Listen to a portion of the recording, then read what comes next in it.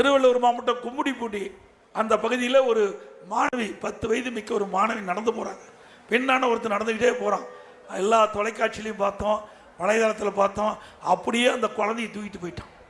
பாலியல் வன்கொடுமை சிகிச்சை பெற்றுட்டு வருது.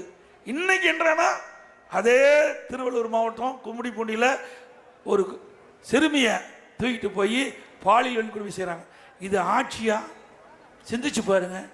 எப்படி பெண் குழந்தைக்கு பாதுகாப்பு கிடைக்கும்? இன்னைக்கு சிறுமி முதல் பாட்டி வரைக்கும் பாதுகாப்பே இல்லை. இப்படிப்பட்ட அவல ஆட்சி வேணுமா? ஒரு திறமையற்ற முதலமைச்சர் அந்த நாட்டை ஆண்டு கொண்டிருக்கிற காலத்தில் இன்றைக்கு நாடு சீரழிந்து கொண்டிருக்கிறது. சட்ட ஒழுங்கு சந்தி சிரிக்குது. சட்ட ஒழுங்கு அடியோடு சீர்கட்டு விட்டது. இன்னைக்கு வரும்போது இளைஞர்கள்லாம் கொடுக்குறாங்க. இன்னைக்கு பெண்கள் இளைஞர்கள்லாம் நோட்டீஸ் கொடுக்குறாங்க. இந்த சம்பவம் நடந்து திருவள்ளூர் மாவட்டம் கும்மிடிப்பூண்டி பகுதியில் நான் சொன்னல அந்த செய்தி 8 நாள் ஆச்சுன்னு வரும்போது அந்த மாணவர்கள் அந்த பெண்கள்லாம் இப்படிப்பட்ட நோட்டீஸ் அடிச்சு கொடுக்குறாங்க. இன்றோடு 8 நாட்கள் ஆகிவிட்டதா சொல்றாங்க. இன்று வரைக்கும் குற்றவாளி கண்டுபிடிக்க முடியல. இன்றைக்கு ஒரு சம்பவம் நடந்திருக்குது.